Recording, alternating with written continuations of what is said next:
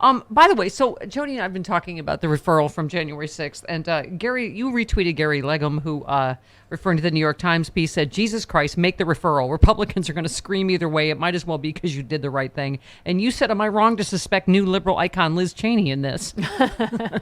In the story, right? About... Well, yeah, I don't trust her. I mean, I know she's your favorite velociraptor, but I don't trust her as far as I can throw her. First of all, she's a Cheney. Yes. Second of all, she's obvious. There we go. I gotta learn to pick up my cues faster. Those my cues? Yes. And then Yes. yours now. Pick them out of the cornstarch before they scorch. No. She obviously ran interference for Ginny Thomas. Yeah. Because they're buds from the conservative, same circle, different jerks. Right. And no, I don't know. I mean, I'm not minimizing the fact that the Democrats may be chickening out. Yeah. Because we're all used to that.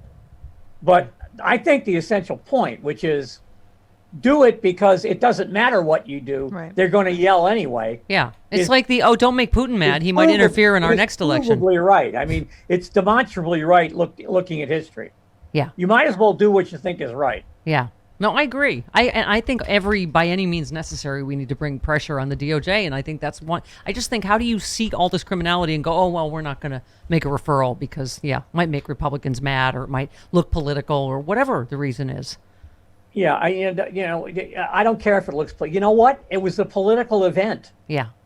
I mean, a coup d'état is a political event. Yeah, you're soaking in it, as Madge would say. The idea that you're not looking for a politico-legal solution to a political event is just stupid. Yeah. Mm-hmm. Well, as you also tweeted, Charlie, you said, I might be an old legacy media dude, but I think the revelation that the president's son was bragging to the White House chief of staff that they could overturn a national election should be a slightly bigger news story than it is. What was it, A15?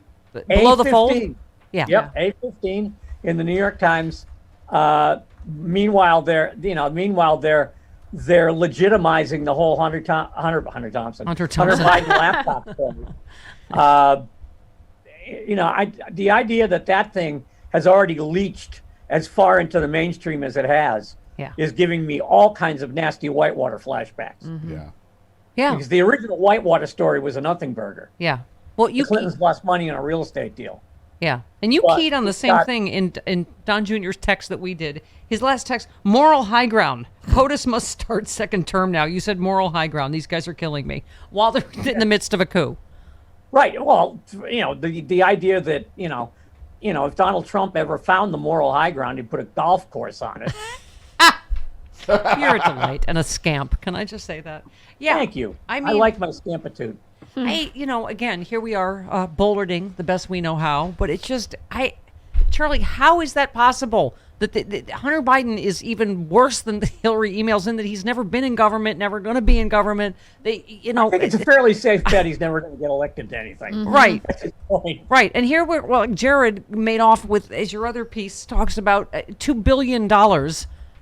And I don't understand. Hey, listen, how incompetent do you have to be to have the Saudis say, oh boy, yikes. I don't know. I wouldn't buy an apple from this guy. Yes. And then, of course, the Crown Prince, Crown Prince Bonesaw steps in and finishes the deal.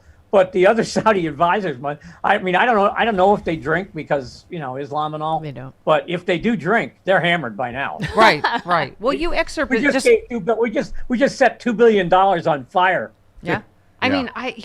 So if you've just tuned in, 6 months after leaving the White House, Jared Kushner secured a $2 billion investment from a fund led by the Saudi Crown Prince, a close ally during the Trump administration, despite objections from the fund's advisors about the merits of the deal. And as you said, roll that around in your head for a minute. A Saudi fund's money men took a look at Jared Kushner's business plan and were alarmed by the aroma of dead fish arising from it. Primary concern was Kushner had no experience running investment fund. Luckily for Kushner, the Crown Prince reportedly overruled the folks down in accounting and approved $2 billion kiss to Kushner.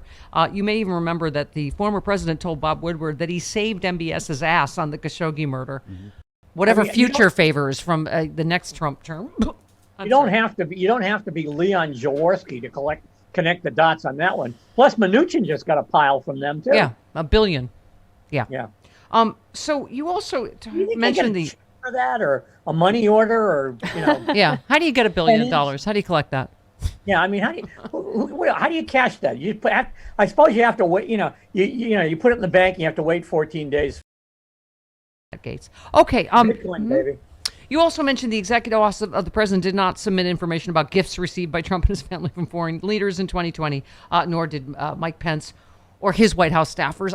It's just, you're like, okay, so it's another crime, corruption, grip, you name it. Like,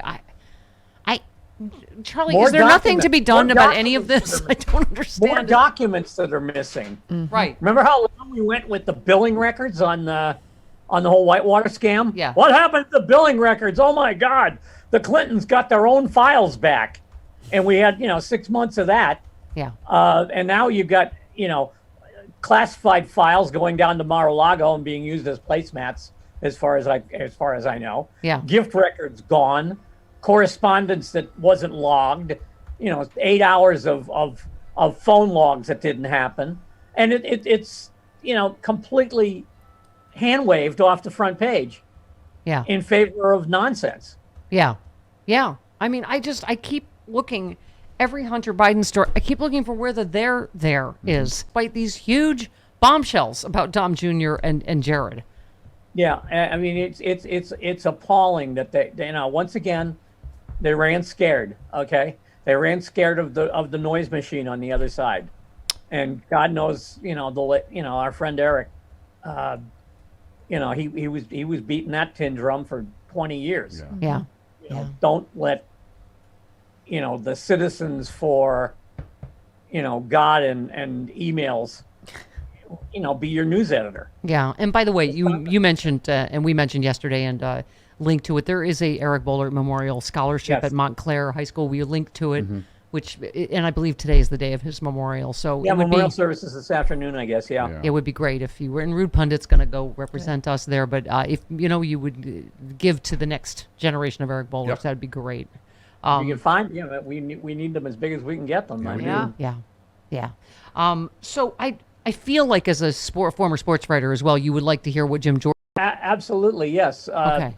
I think that if there's anyone that you want to hear about Hunter or about covering up wrongdoing, certainly you want to know what Jim Jordan thinks. Absolutely Here it not. is, Charlie. Here it is, because I love you best, because you're family. Is Hunter on the verge of being indicted? What would that mean for his father, President Joe Biden? Yeah, well, I don't know. That's the short answer, but it sure seems that way. I mean, you mentioned those two stories from the Washington Post 10 days ago. Understand they were 4 minutes apart. One was at 11, one was at 11:04. So 2 8-page long stories, 4 minutes apart, from the news organization that said 18 months ago there was no story here, this was Russian disinformation. That tells you something is up. You don't see the Washington Post do that. Yeah, it tells me the Washington Post chickened out. Yeah. That's what it tells me. Yes, exactly. Oh, please, Jim, go on. Yeah. I think it's interesting, too, Maria, how this story has evolved, how it has changed. Remember, it started off as, it wasn't his laptop. Then it was, it was his laptop, but it was Russian disinformation. Now it's, no, it wasn't Russian disinformation, but Joe had nothing to do with it. And now, finally, it is, Joe had something to do with it, but he really didn't do anything wrong. In fact, that's what his chief of staff, Ron Klain, told us last Sunday on the Sunday show. When did someone say that Joe had something to do with it? When did that happen? Never. Nobody did. Republicans did because they want to. Hey, speaking of evolving stories, I'm looking forward to that George Clooney film about the Ohio State wrestling thing. I have some. Oh, well, I'm sorry, that was rude. Apropos, I'm sorry, go ahead, Joe. No, go ahead. Yes, I'm sorry, Jim. Go ahead. How this story has changed. And now we find out these text messages and emails that link the entire family, not just Hunter and Joe, but also Uncle, Joe's brother, James Biden, is involved in this as well. What? Charlie? Oh, it's going to be such fun when they take over the House. Oh, God. No, don't say that. No. Don't. No, I know. I just said Macbeth.